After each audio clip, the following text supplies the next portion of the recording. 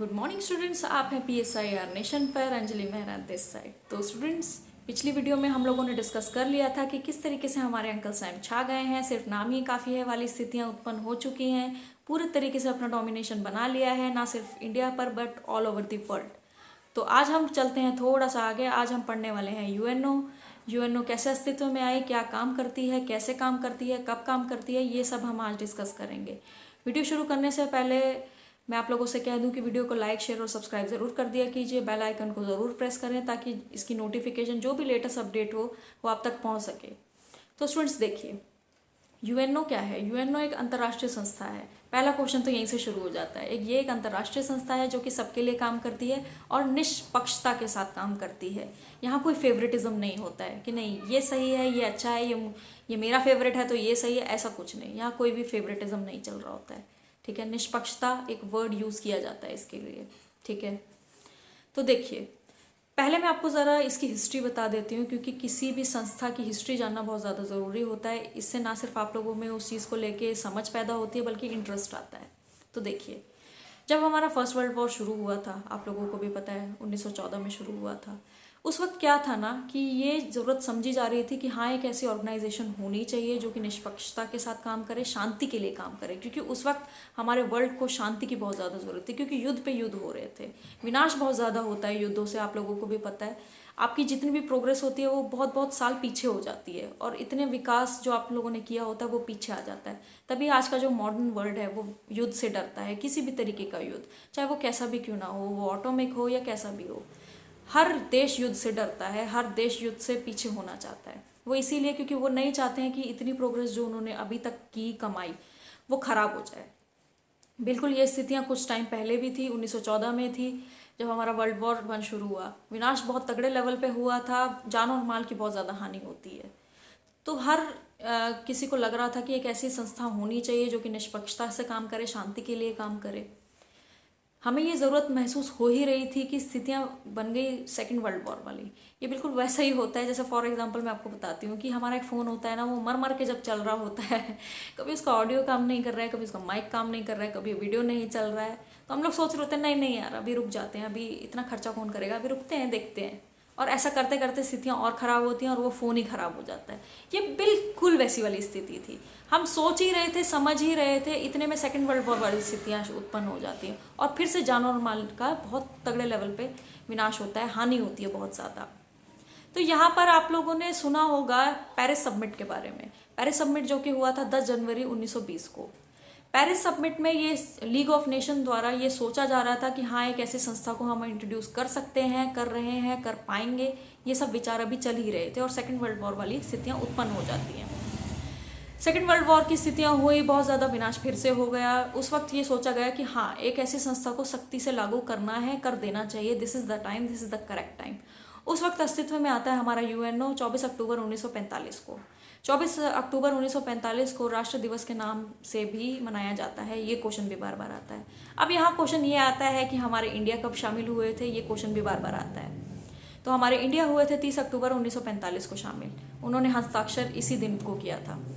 तो ये भी बहुत इंपॉर्टेंट पॉइंट है, आपके कॉम्पिटिटिव एग्जाम में बार बार आता है। ठीक है, तो ऐसे एक संस्था को इंट्रोड्यूस किया गया। अब यहाँ पे क्वेश्चन ये आता है कि इनके काम क्या है। तो इनके काम क्या है? शांति को कायम करना, विकास को कायम करना, भाईचारे को कायम करना। आप लोगों ने सुना होगा ना कई बार, जैसे हमारे दादाजी होते हैं, दादाजी हमारे साथ नहीं रह रहे होते हैं। आजकल तो न्यूक्लियर फैमिलीज़ का चैनल है, तो ज़्यादातर जो ग्रैंड फादर्स और मदर जो होती हैं साथ नहीं रह रहे होते हैं। तो हमारे जो दादाजी हैं वो गांव में रहते हैं या कहीं हमसे अलग रहते हैं, लेकिन स्टिल हम पापा को बोल रहे होते हैं ना, पापा ऐसे करोगे ना, मैं दादाजी से बोलूँगा। तो ये चीज़ होती है ना कि हम देखना आपकी शिकायत अब दादाजी से करेंगे। और वहाँ पे पापा जी भी दादाजी से डर रहे होते हैं। क्यों? क्योंकि दादाजी का एक प्रभुत्व है, दादाजी से एक डर लगता है। जैसे पप्पू, सोनू, चिंकू, मिंकू डर रहे होते हैं ना, जब पप्पू का फ़ोन आता है पापा के सामने, तो पप्पू अपने फादर के आगे फ़ोन नहीं रिसीव कर रहा होता है, वो बाहर बालकनी में जाके रिसीव कर रहा होता है, क्योंकि उसको एक डर है कि नहीं, पापा है, पापा नाम की एक संस्था है। क्यों हम, मतलब एक डर है। वैसा ही डर एक पिताजी को अपने पिताजी से होता है, बिल्कुल ऐसे ही। तो इसीलिए यूएनओ थे। यूएनओ को भी एक होना चाहिए ना कि हाँ, एक ऐसा कोई हो जो सुने समझे, जिसका डर हो सबके ऊपर, वो अपना वर्चस्व जमाए, ना सिर्फ वर्चस्व जमाए बल्कि निष्पक्षता के साथ काम करे। ऐसी कोई संस्था जिसकी सब सुने, जिसको सब समझे, जो कि प्रॉपर प्रोसीडिंग से काम करे। इसीलिए इसके नाम के साथ लगता है निष्पक्षता, क्योंकि यहाँ पर भी एक प्रॉपर प्रोसीडिंग फॉलो हो रही होती है जैसे कि चाहिए होती है। जैसे हमारे हाई कोर्ट, सुप्रीम कोर्ट में चलती है, एक लॉयर होता है, सुनवाई होती है, फिर सज़ा दी जाती है। बहुत सारे डिस्प्यूट्स ऐसे होते हैं जो इंटरनेशनल लेवल के होते हैं। दादाजी अपने घर का मसला तो सुलझा सकते हैं, लेकिन बाहर का मसला नहीं समझा सकते। अगर मिस्टर शर्मा के सोनू ने अगर मिस्टर वर्मा के पप्पू को मारा है, तो ये जो मसला है ये दादाजी तो नहीं निभा पाएंगे, ये दादाजी तो सॉल्व नहीं कर पाएंगे। यहाँ पर कोई ऐसी संस्था चाहिए जो कि इन चीज़ों को समझे, जाने या फिर इस चीज़ में फैसला ले सके। ऐसी कोई संस्था, जब दो देशों के बीच में प्रॉब्लम्स होती हैं, आप लोगों ने कई बार सुना भी होगा कि दो देशों के बीच में प्रॉब्लम्स हो रही होती हैं, कभी बाउंड्रीज को लेके, कभी बॉर्डर को लेके, कभी नदी के पानी को लेके, बहुत सारी चीज़ों को लेके प्रॉब्लम्स हो रही होती है। तो यहाँ पर कोई तो संस्था होना जो कि सुने, दोनों देशों की सुने, ना सिर्फ एक का अपना फेवरेटिज्म ना चलाए, बल्कि दोनों की सुने, दोनों की सुनवाई को अच्छे से सुने, समझे और उसके बाद कोई फैसला ले। बिल्कुल ऐसे ही, बिल्कुल ऐसे ही, ठीक है। जैसे वहाँ वो ऑर्गेनाइजेशन होगी ना कि मिस्टर शर्मा के पप्पू ने मिस्टर वर्मा के सोनू को कैसे मार दिया, तो वहाँ पर भी कोई ऑर्गेनाइजेशन होगी जो दोनों पक्षों की बात सुनेगी, दोनों बच्चों ने कैसे किया, क्या किया, और फिर कोई सज़ा दी जाएगी, तब कुछ डिसाइड होगा एंड में। बिल्कुल वैसे ही। देखिए, ये एग्जाम्पल मैं आप लोगों को इसलिए देती हूँ ताकि आप लोगों के दिमाग में जल्दी से ये चीज़ें बैठ जाएँ।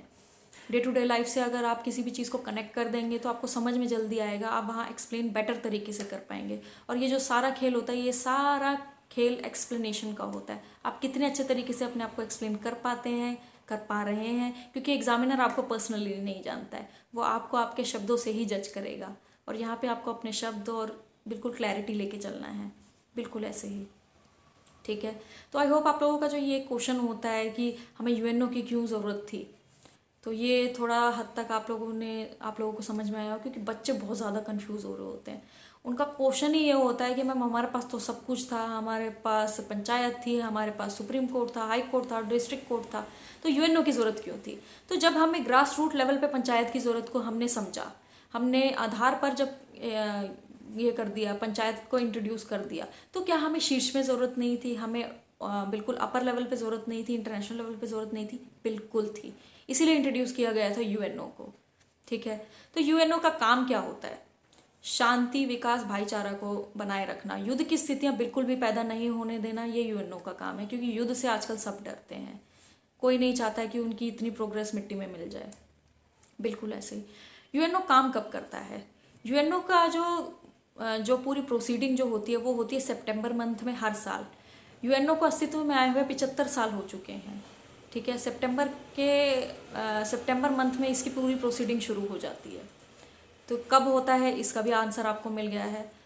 अब यहाँ पर क्वेश्चन आता है कि ये यूएनओ का सिंबल ऐसा क्यों है। मैंने आप लोगों की टेक्स्ट बुक में देखा है कि यूएनओ का सिंबल दिया गया है और फिर आप लोगों से कह दिया जाता है कि डिस्क्राइब कीजिए, इसके बारे में बताइए कि ये क्या है, क्यों है, कैसे है। तो देखिए, आपने यूएनओ का अगर सिंबल नहीं देखा है तो देख लीजिएगा। यूएनओ के सिंबल में वर्ल्ड का मैप बना हुआ होता है और उसके दोनों साइड में जैतून की पत्तियां होती है, यानी कि ऑलिव ऑयल लीव्स। इसका मतलब क्या होता है? ये दर्शाता है विश्व शांति को, ना सिर्फ शांति को बल्कि विश्व शांति को, क्योंकि ये एक अंतर्राष्ट्रीय संस्था है। इसीलिए विश्व शांति का जो जिम्मा है वो इनके सर पे है, क्योंकि सब इनके लिए इनकी सुनते हैं, इनको फॉलो करते हैं। इन्होंने अगर कोई जजमेंट दे दी है तो उसको फॉलो किया जाता है, ठीक। बिल्कुल ऐसे ही ये था हमारा यूएनओ किस तरह से काम करता है, कैसे काम करता है। ये तो एक हमारा यूएनओ हो गया, ठीक है। लेकिन आप लोगों से अगर पूछा जाता है कि कोई भी अंतर्राष्ट्रीय संस्था या कोई भी संस्था कैसे काम करती है, बच्चे बड़ी जल्दी डर जाते हैं, कंफ्यूज हो जाते हैं कि कैसे काम करती है। तो बच्चा देखिए, आप लोगों को शांति, सुरक्षा और ये व्यापार, भाईचारा, ये हर संस्था के लिए यूज़ करना है, ठीक है। क्योंकि हर संस्था का काम होता है विकास को उत्पन्न करना, शांति, सुरक्षा, ये सारी चीज़ों को ध्यान में रखना। संस्था का काम ही ये होता है सबको एक साथ लेकर चलना। बिल्कुल ऐसे ही जैसे कि दादाजी होते हैं ना, उनके भी 2-3-4 बेटे होते हैं, तो वो भी चाहते हैं ना कि उनका हर बेटा ठीक से रहे, दूसरे बेटे के साथ अच्छे से रहे, प्यार से रहे, मोहब्बत से रहे, भाईचारे के साथ रहे। आपसी प्रेम को ख़त्म नहीं होने देते वो लोग। अगर दो भाइयों के बीच में ऐसी कोई प्रॉब्लम हो भी जाती है तो दादाजी समझा रहे होते हैं, नहीं इस बार तुम गलत हो, नहीं इस बार वो सही है। तो बिल्कुल ऐसे ही यही काम है यूएनओ का। शांति, सुरक्षा, भाईचारा, सब कुछ लेके चलना है उनको। बहुत ज़्यादा रिस्पॉन्सिबिलिटी होती है इनके कंधों पर, ठीक है। और एक क्वेश्चन आता है कि अभी इनके प्रेजेंट में जो महासचिव है वो कौन है, तो वो है एंटोनियो गुटेरस, ठीक है। पुर्तगाली है ये और वर्तमान में यही जो इनके महासचिव हैं, ठीक है। तो आई होप आप लोगों के जो ये क्वेश्चन थे कि यूएनओ क्या है, कैसे काम करती है, क्यों अस्तित्व में आई, कैसे अस्तित्व में आई, आप लोगों को आपके सारे क्वेश्चंस का आंसर मिल गया हो गया। तो ठीक है, मिलते हैं नेक्स्ट वीडियो में। Thank you.